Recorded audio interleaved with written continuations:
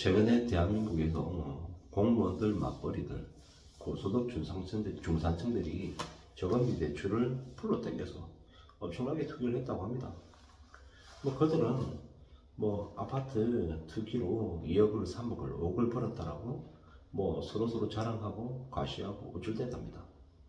그 때문에 수입차 타고 명품백 사고 해외여행 다니고 호캉스 다니고 이러면서 여유를 부렸답니다. 근데 그들은 이제 뒤늦게 깨닫고 있는 거죠. 뒤늦게 알게 됩니다. 걸려들었다라는 걸요. 금융권과 정부와 거스럽게 거대한 사익에 이제 먹잇감으로 전락했다라는 걸 뒤늦게 알게 됩니다. 그들이 지난 5년 동안 100만 채 넘게 무제한으로 사들였답니다. 미친 거죠. 너도 나도 돈 벌겠다고 혁신도시니 어디니 하면서 다 그렇게 사댔답니다. 모피켓 투기한다면서 막장으로 황당한 짓거리를 했답니다. 초등학교 교사나 구급 공무원이나 연구직이나 아우디, BMW, 벤츠 끌고 다니면서 명품 시계 차고 다니고 명품백 들고 다니고 개막장 짓을 한 거죠. 이제 그들이 서서히 이제 알게 되어 가는 거죠. 그러한 겉멋든 겉모습보다 더 중요한 게 현금이라는 걸 말입니다. 내가 벌어들이는 돈보다 나가는 돈이 적고 매달 비록 적어도 꾸준히 저축액이 쌓이면 그의 인생은 나아지는 거고, 반대로 무리하게 빚어가지고 크게 3억 5억 쉽게 돈 벌려고 생각했다가는 이제 그만큼 인생이 엉망이 되더라는 걸 말입니다. 이미 우리가 잘 알다시피 IMF가 한 번 더 왔죠. 그런데도 또 투기하겠다고 지금도 11월 달에도 대출액이 늘어섰습니다.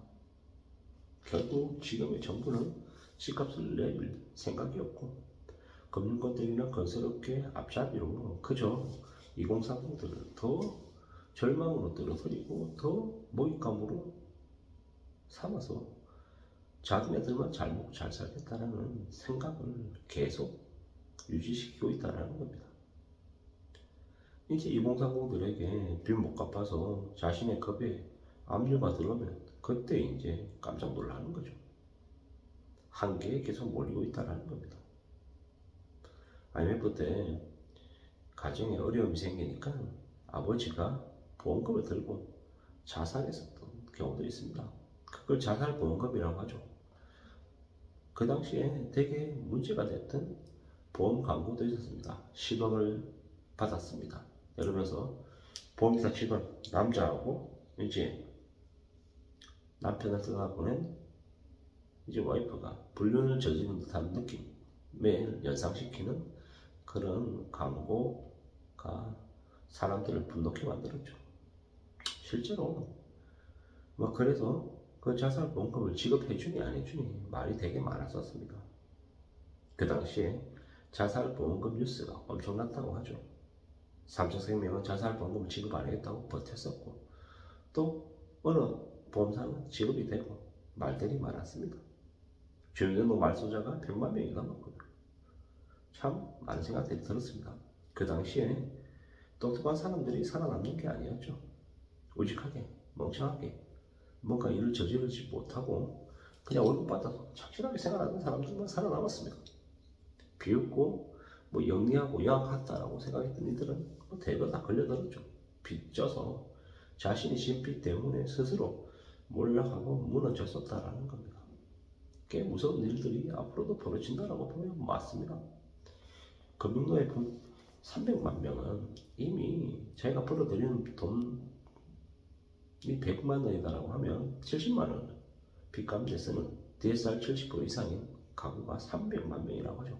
정확하게는 299만 명이라고 합니다. 그리고 통상적으로 얘기하는 금융노예는 몇만 명이다? 600만 명이다. 그 600만 명이 적을 수가 아니다라는 겁니다. 참 무서운 얘기죠. 앞으로도 얼마나 충격적인 일들이 벌어질까. 부모가 자식을 정말 뭐 말로 이루 할 수 없을 정도의 엄청난 일들이 앞으로 계속 생긴다라는 겁니다. 탐욕에 미쳐서 너도 나도 돈 벌자고 무리하게 뛰어드는 결과물인 거죠. 무피캡터니까 웬 말입니까? 그냥 자기 돈이 아니라 남의 돈으로 부동산 사고 문제 생기면 남에게 떠넘기겠다라는 정말 악랄한 짓이죠. 이런 짓, 그러니까 전세 사기나 부동산 관련한 사기를 저지르는 사기범들에 대한 대한민국의 처벌이 너무 약해서 그들이 두려워하지 않는다라는 겁니다. 참 많은 생각들이 들죠. 대한민국이 왜 이 모양인가 라는 생각도 들고요. 피해를 입힌 이들이, 가해자들이 피해자들에게 미안한 마음을 전혀 갖지 않고 있다라는 생각도 더 해봅니다. 어쩌다가 이렇게 됐다, 나라가 왜 이 모양인가 라는 원망도 많이 들고요. 참 화가 많이 나죠. 어떤 식으로든 우리는 지금의 시대를 조용히 살아야 될 것 같습니다. 티내지 않게, 드러내지 않게 조용히 살아야 될 것 같고, 더욱더 마음을 단단히 먹어야 될 것 같습니다. 그래야 삶을 지켜낼 수 있을 것 같습니다. 삶을 지킨다는 게 참 쉽지 않은 얘기입니다. 어려운 얘기입니다. 하지만 그 어려운 이야기를 해내야죠. 해야죠. 왜냐? 가장이기 때문에. 가장의 무게를 이제 져야죠. 우리가 살면서 정말 필요한 건 뭐다? 이 책임감 있는 삶이 제일 필요하다는 겁니다. 책임감 있는 삶을 살아야, 그래야 삶이 쉽게 무너지지 않는다는 거죠. 책임감이라는 게 얼마나 중요한 감정이고 느낌인지는 우리는 잘 알아야 될 것 같습니다.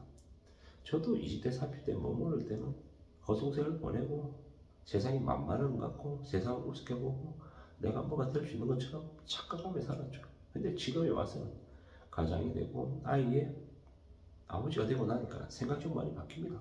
착실하게 살아야겠다, 성실해야겠다, 너무 욕심부려서는 안 되겠다, 내가 할 수 있는 한도 내에서 정말 성실한 마음을 아끼지 않아야겠다, 이런 생각들을 더하게 됩니다. 왜 그러겠냐고요? 그래야 삶을 지켜낼 수 있기 때문입니다.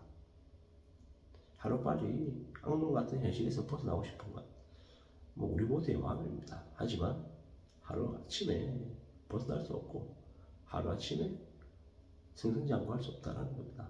그럼 어떻게 하겠습니까? 시간을 갖고 기다려야죠. 두고 봐야죠. 원하는 것들을 갖기 위해서 기다리고, 또 지금은 조용히 지금의 자리에서 적응하고 또 적응해야 될 것 같습니다. 이상입니다.